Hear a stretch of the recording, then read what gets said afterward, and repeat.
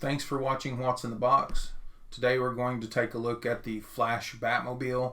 Of course, to me, it will always be the '89 Batmobile, and of course, the Batmobile that appeared in Batman Returns in 90, 92, somewhere in there. I'm sure if this vehicle hits the road in the Flash movie, we will see some updated technology, weaponry, but it's pretty much the '89 Batmobile. So much so that there's rumor that McFarlane is going to put out an '89 Keaton figure repackaged as a gold label with this Batmobile. I'm hoping for that. That kind of ticks me off a little bit. I will immediately sell this and get the repackaged version.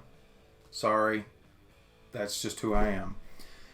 But as always here on What's in the Box, the box means nothing and the figure is everything. Or in this case, the vehicle. So, without further ado,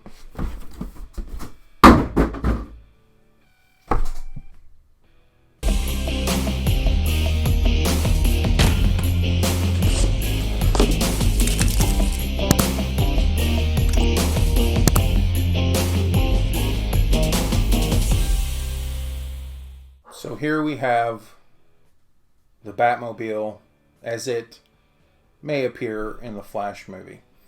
Right out of the box, it's, I don't know, it brings back those childhood memories of having those figures. I literally had the Batman with the utility belt that was on a pull string, and you'd wrap it around a little tree limb or something, and Batman would grapple up it.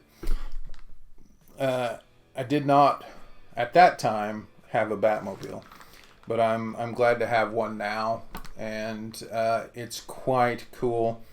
It seems to have all the lines of the '89 in it. I can't really pick anything apart in that regard. I would say, difference-wise, it seems like there's a bit more detailing on these machine gunnery, what am I talking about? These machine gun outlets, I guess you would call them. Of course, those were used in the invasion of what was it? The Joker's chemical plant complex. These popped off, flew off, machine guns came out, and they cut the door-shaped hole for the Batmobile to go through. Yeah, the detailing's a little different here. I don't know if that will have some purpose in the new movie or not. But all the lines seem to be fairly normal for the vehicle. This came just wrapped in plastic, with the two wings wrapped in plastic as well. I'm not really sure why they would need to make these separate. Maybe they were afraid of some breakage issues or something. Personally, I don't see why that would be the case. It was packaged quite well in there with a bunch of little cardboard retainers.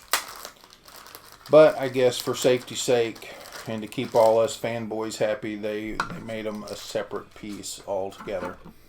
Now these attach like so. Now let me make sure I get this correct. Alright. And boom. We got that one. And we got the other. There's a much larger peg that goes on the outside of the vehicle, and two smaller pegs on the inside. So we'll do that again. It's a little difficult, but we get them in there with not too much trouble. There are a lot of photos, maybe a few videos now, of the massive difference in the color of the canopy. Right now in this lighting, there's not that big a difference, but it's still clearly gray instead of black. Now, why they didn't fix this, I don't know. Maybe because McFarlane was being a little cheap. but it does have a slight color variation. Now with the Flash, that's going to be totally more prominent, and I've already seen people repainting this. This is a very, very shiny Batmobile, and it wasn't really shiny in the previous films. It was more of a satin. I don't think it was quite flat black, but I think it was a satin black. And you can tell that that's quite a bit different as well. Now, back to the canopy, I believe the color difference is mostly due to the material being clear instead of just a black injected plastic. So once they put the paint on there, it went gray. McFarlane was like, yeah, okay, whatever. Unless there's some horribly dumb thing where the canopy is gray in the Flash movie. Other than that, yeah, it's decent, and I can't tell the difference all that much in person. It's clearly not black. Now, as we all know, the front end of the vehicle was very well known. The fins, the whole vehicle was just sort of epic for the time. But we do have the front of the jet turbine engine here protruding out of the hood. The hood looks good. The angles here at the front, this looks good until we get right about here, and it's very sharp on the front end scallops. I think that was more rounded off, but don't quote me. We do have the headlights, which just seem to be a sticker, maybe. Let me take a closer look. No, it looks like they're painted, so not too bad there. In the back, of course, we have those seams for the wings, but the wings look good. Brake lights, solid, just red color there. And then we have the end of the jet turbine engine and the exhausts here to each side.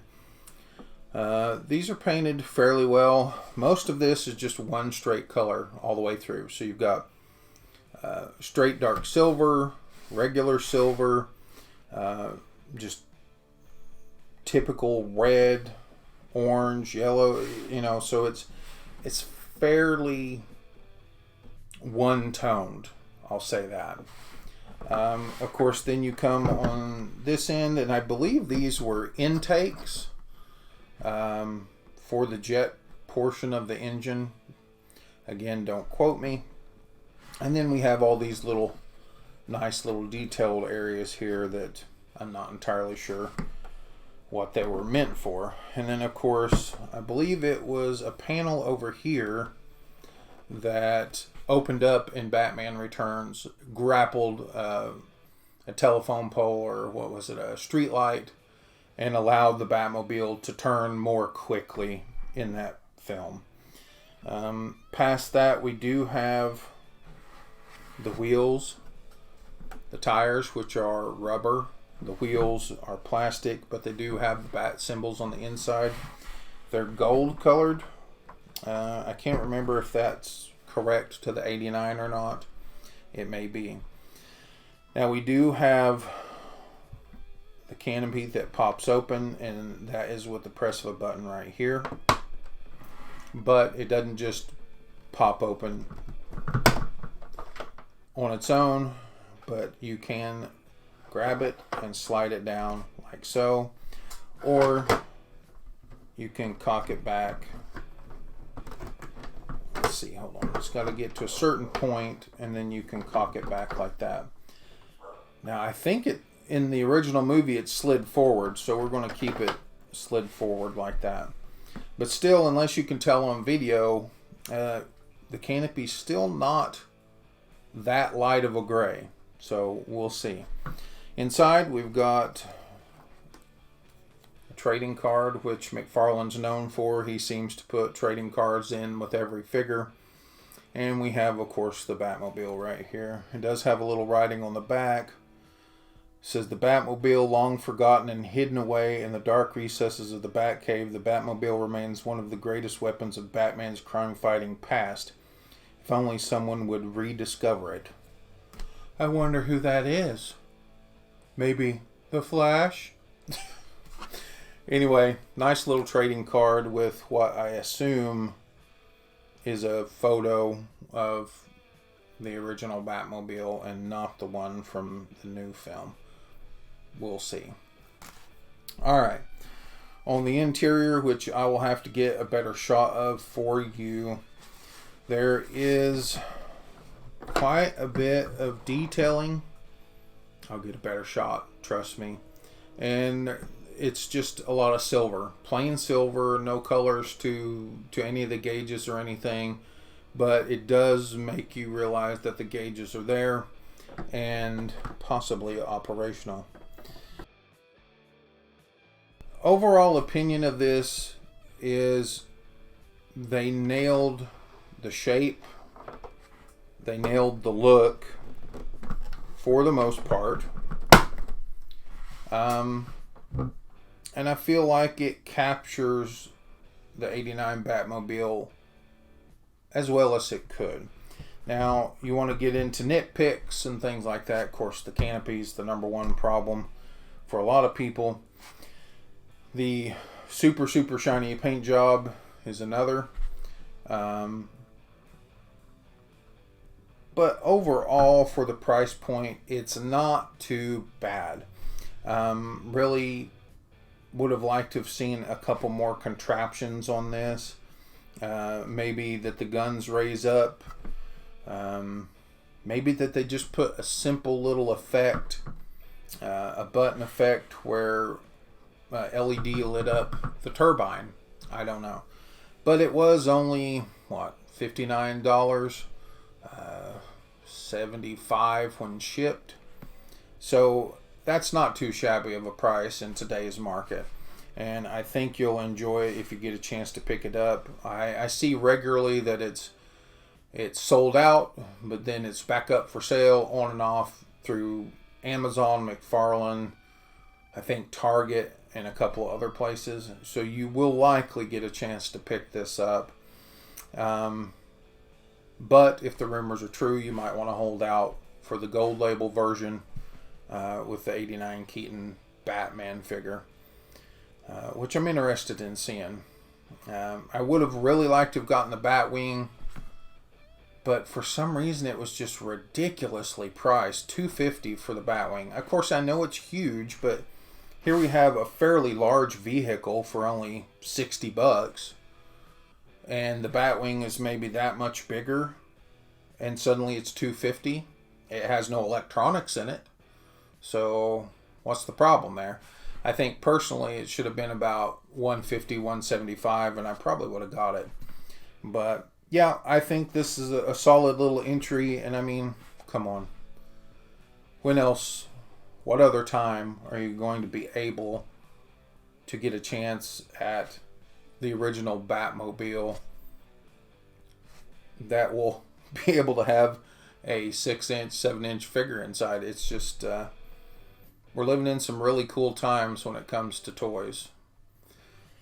Well, thanks for sticking around. Thanks for hearing me ramble. And I'll catch you next time.